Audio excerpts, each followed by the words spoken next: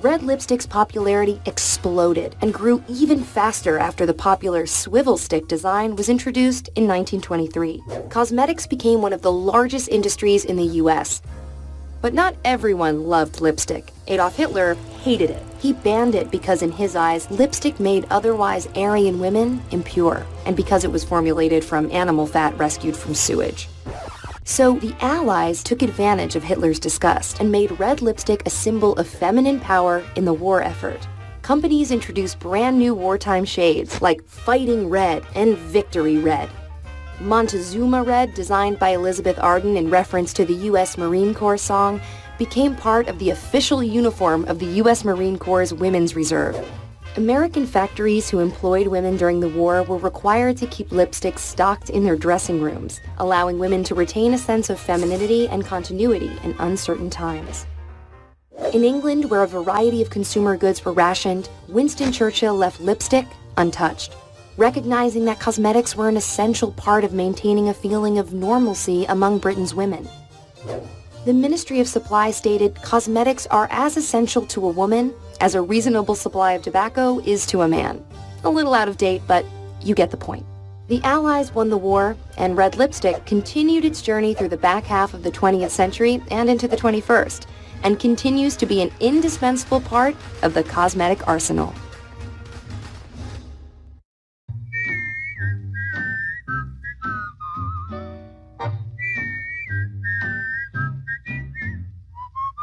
Who wouldn't love you? Who wouldn't care? You're so enchanting, people must stare. You're the dream that dreamers want to dream about. You're the breath of spring that lovers get about or mad about.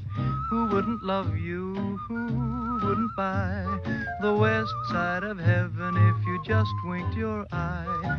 You're the answer to my every prayer, darling. Who wouldn't love you? Who wouldn't care?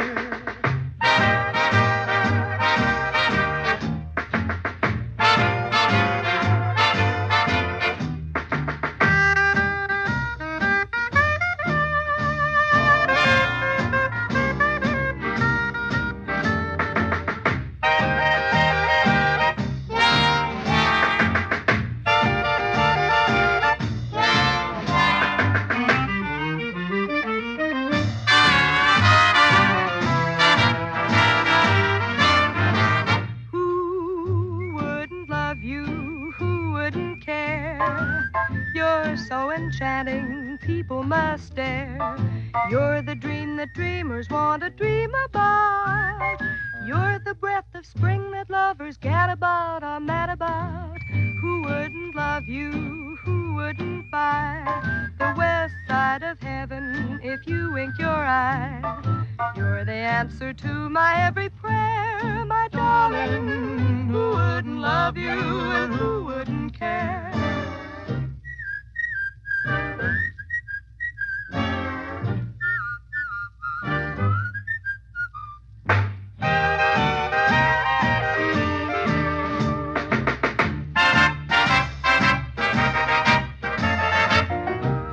Love you, who wouldn't care? You're so enchanting, people must stare. You're the answer to my every prayer, darling. Who wouldn't love you, who wouldn't care?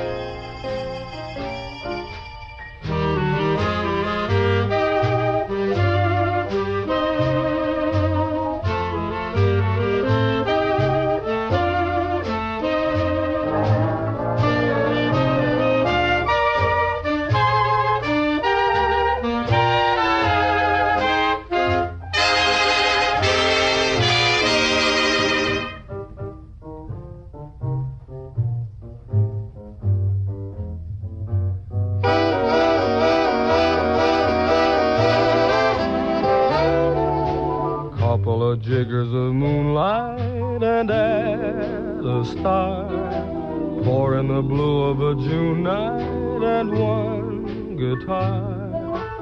Mix in a couple of dreamers and there you are. Lovers hail the moonlight cocktail. Now add a couple of flowers, a drop of dew. Stir for a couple of hours till dreams come true. As to the number of kisses, it's up to you. Moonlight cocktails need a few. Cool it in the summer breeze.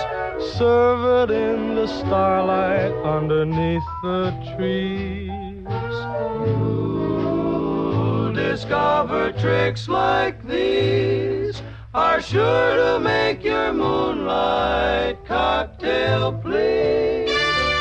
Follow the simple directions and they will bring life of another complexion where you'll be king.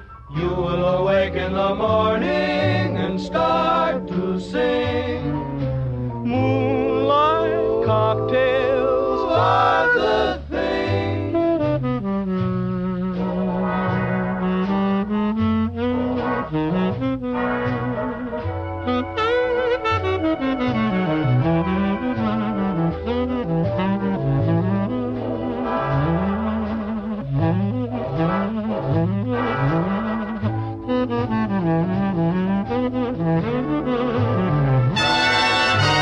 Follow the simple directions and they will bring life of another complexion where you'll be king.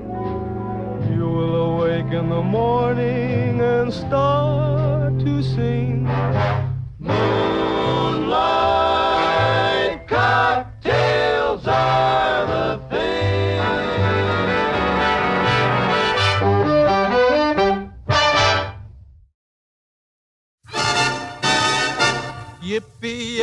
Yippee-yay, there'll be no wedding bells for today. 'Cause I got spurs that jingle, jangle, jingle. Jingle, jangle. As I go riding merrily along. Jingle, jangle. And they sing, oh, ain't you glad you're single? Jingle, jangle. And that song ain't so very far from wrong. Jingle, jangle. Oh, Lily Bell, Oh, Lily Bell. oh, Lily Bell. Oh, Lily Bell. Though I may have done some fooling, this is why I never fell. 'Cause I got spurs that jingle, jangle, jingle. Jingle, jangle. As I go riding merrily along. Jingle, jangle. They sing, oh, ain't you glad you're single? Jingle, jangle. And that song ain't so very far from wrong. Jingle,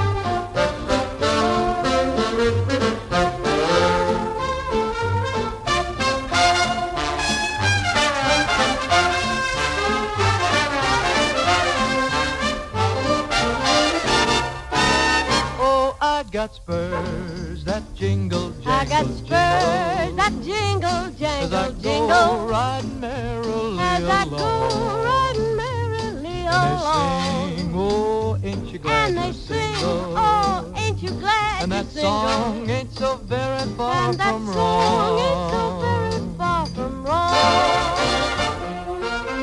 Oh, Lily Bell, oh, Lily Bell, though I may have done some fooling, this is why I never fell. 'Cause I got spurs that jingle, jangle, I got spurs that jingle, as jangle, I jingle. go riding merrily As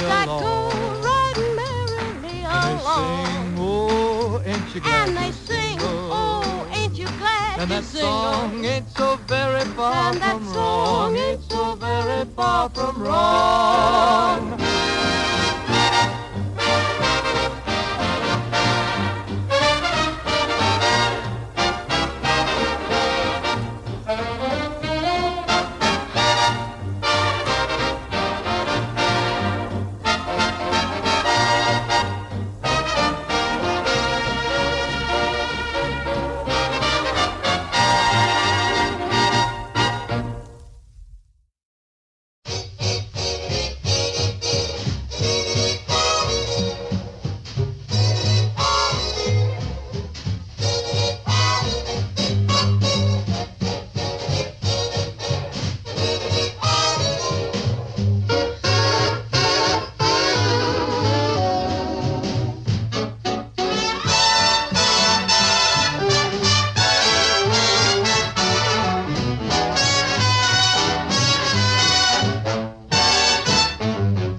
Don't sit under the apple tree with anyone else but me. Anyone else but me. Anyone else but me. No, no, no. Don't sit under the apple tree with anyone else but me till I come marching home. Don't go walking down Lover's Lane with anyone else but me. Anyone else but me. Anyone else but me. No, no, no. Don't go walking down Lover's Lane with anyone else but me till I come marching home. I just got word from a guy who heard from the guy next door to me. The girl he met just loves to pet, and it fits you to a T. So don't sit under the apple tree with anyone else but me till I come marching home.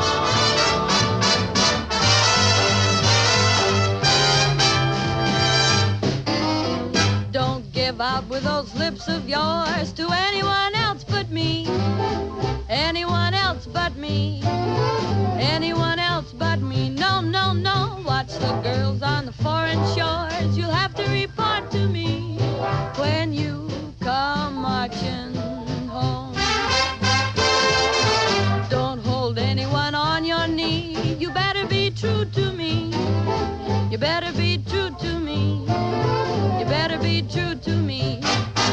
Don't hold anyone on your knee. You're getting a third degree when you come marching home.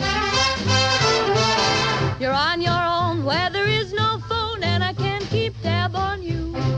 Be fair to me, I'll guarantee this is one thing that I'll do. I won't sit under the apple tree with anyone else but you till you come marching home.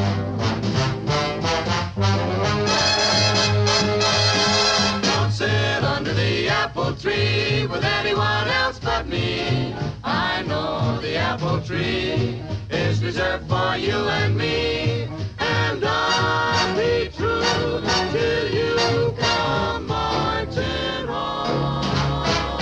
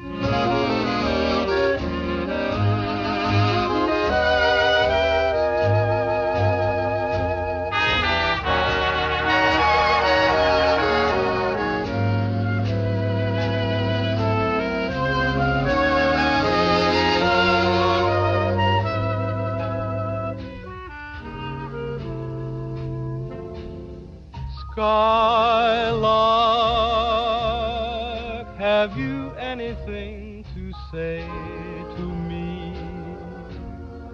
Won't you tell me where my love can be?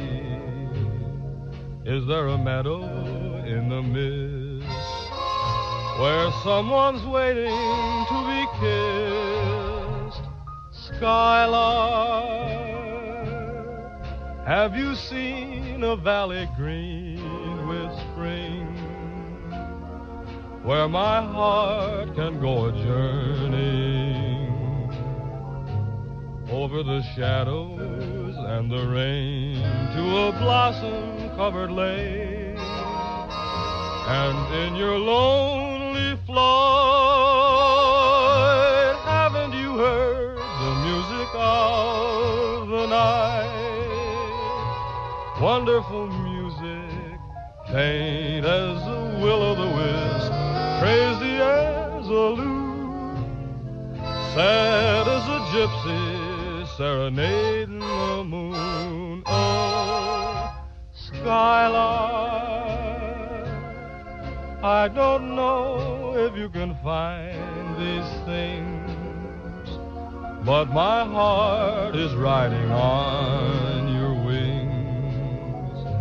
So if you see them anywhere, won't you lead me there?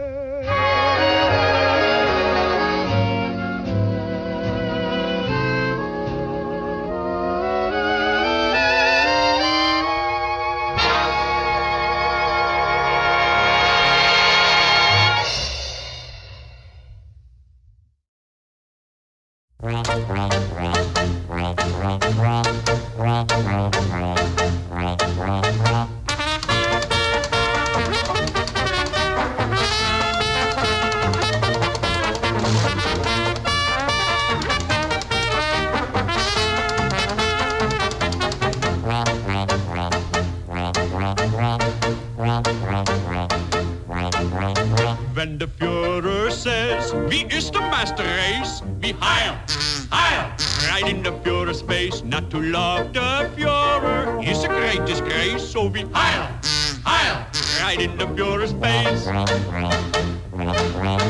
When Herr Goebbels says, we own the world in space. Wie heil, heil, right in Herr Goebbels' face. When Herr Göring says, they'll never bomb this place. Wie heil, heil, right in Herr Göring's face. Are we not the Superman? Aryan pure Superman. Ja, wie ist der Superman? Super duper Superman. Is this Nazi land so good? Would you leave it if you could? Ja, das Nazi-Land is good. We would leave it if we could. We bring the world new order. I'll Hitler's world new order.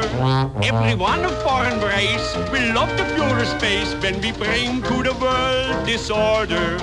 When the Führer says, wie ist the master race? We heil, heil, right in the Führer's face. Not to love the Führer is a great disgrace. So we heil, heil, right in the Führer's face.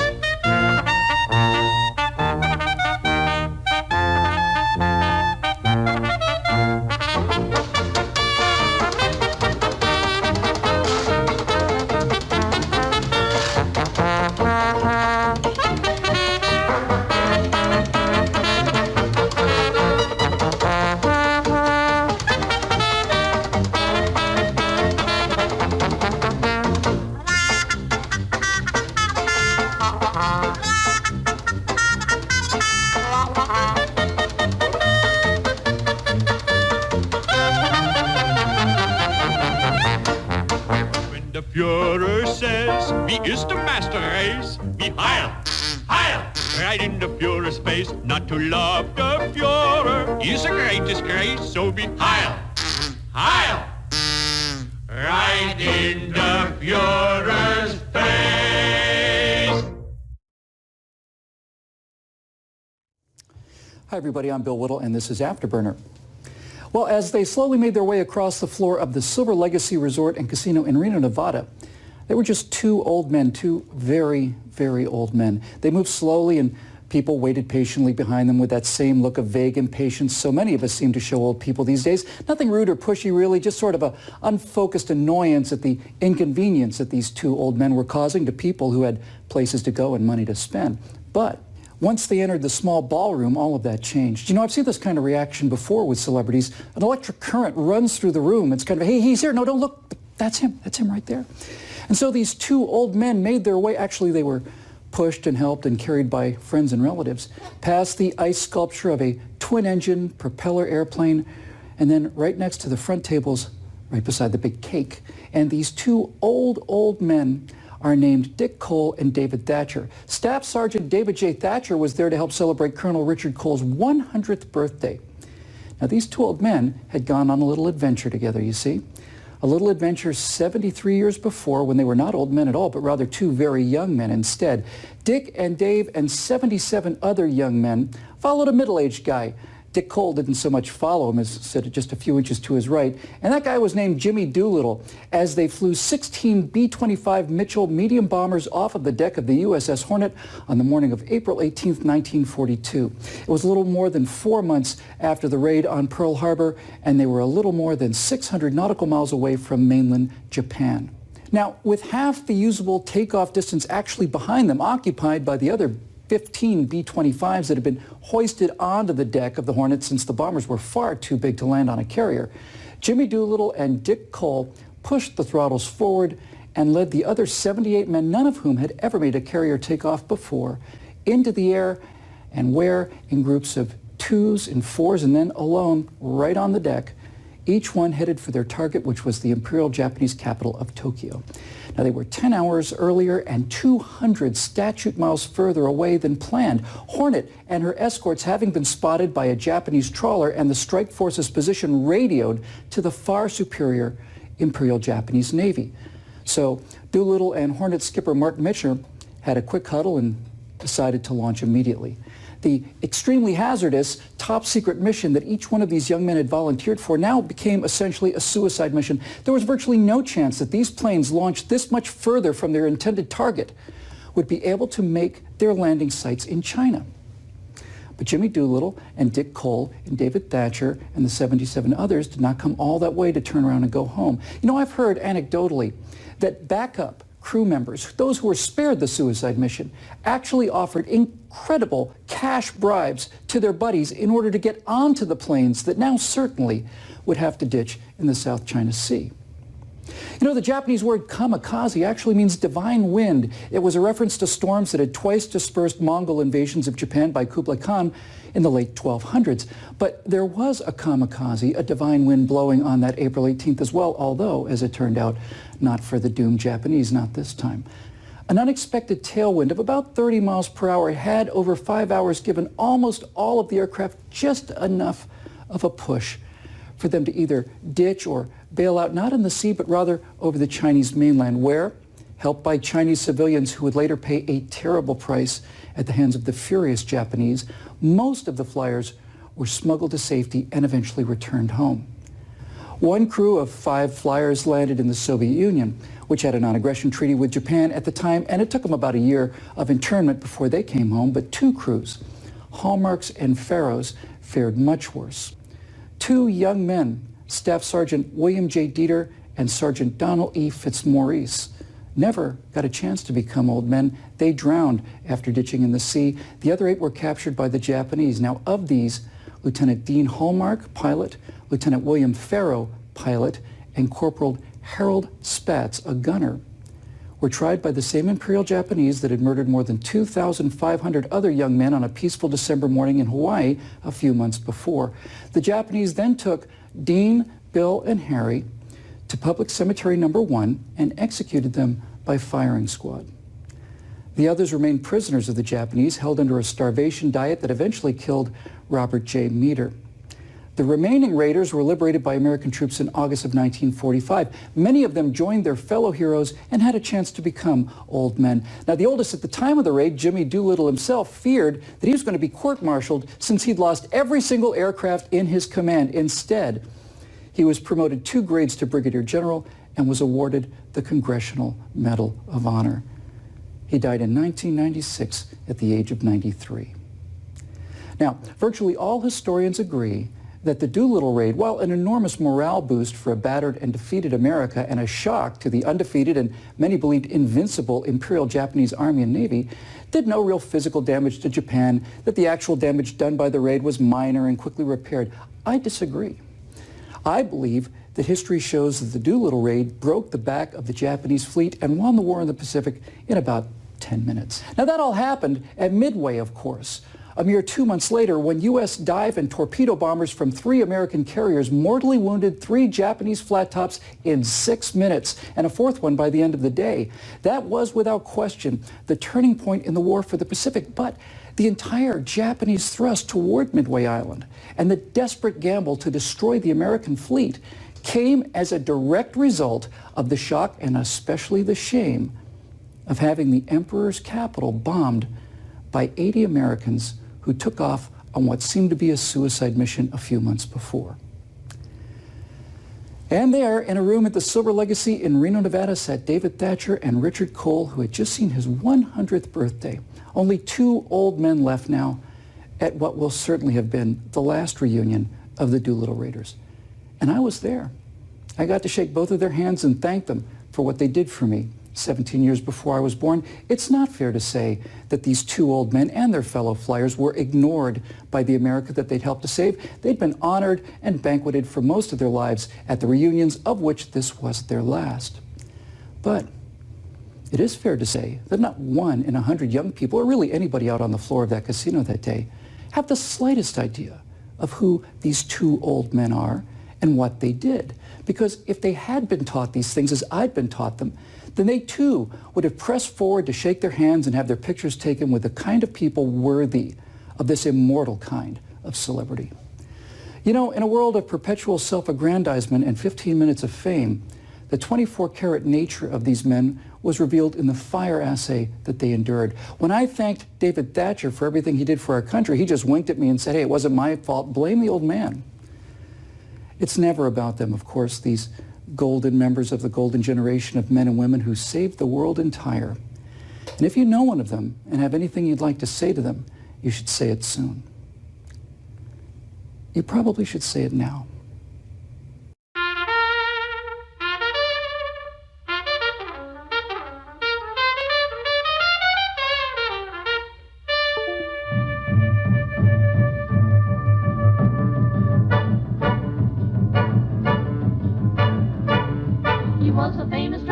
From out Chicago way, he had a boogie style that no one else could play. He was the top man at his craft, but then his number came up and he was gone with the draft. He's in the army now, a blowin' reveille. He's the boogie-woogie bugle boy of Company B.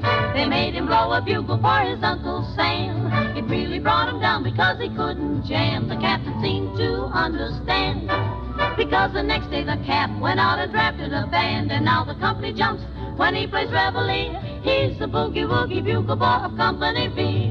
A toot, a toot, a toot-a-toot, a toot, he blows it 8 to the bar.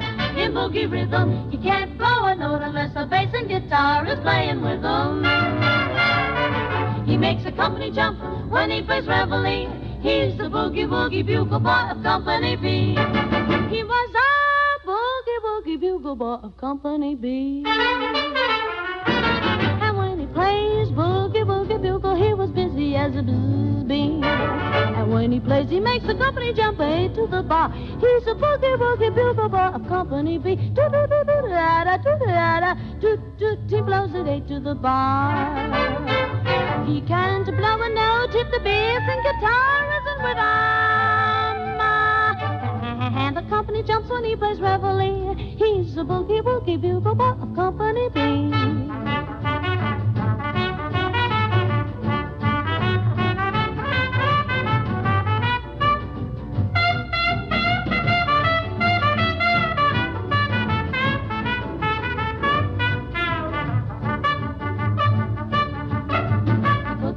Sleep with boogie every night and wakes them up the same way in the early bright. They clap their hands and stamp their feet because they know how he plays. When someone gives him a beat, he really breaks it up. When he plays reveille, he's the boogie-woogie bugle boy of Company B. Da, da, da, da, da, da,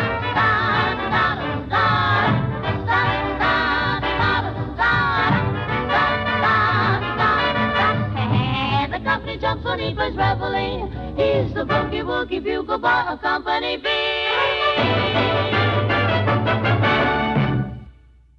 And on this date in 1942, the tiny island of Midway became the objective of a great battle. With Midway, the Japanese could control the Pacific, so they planned a surprise attack. U.S. intelligence broke their code, and during the 4-day battle, the U.S. hobbled Japan's navy. The victory was a turning point of World War II.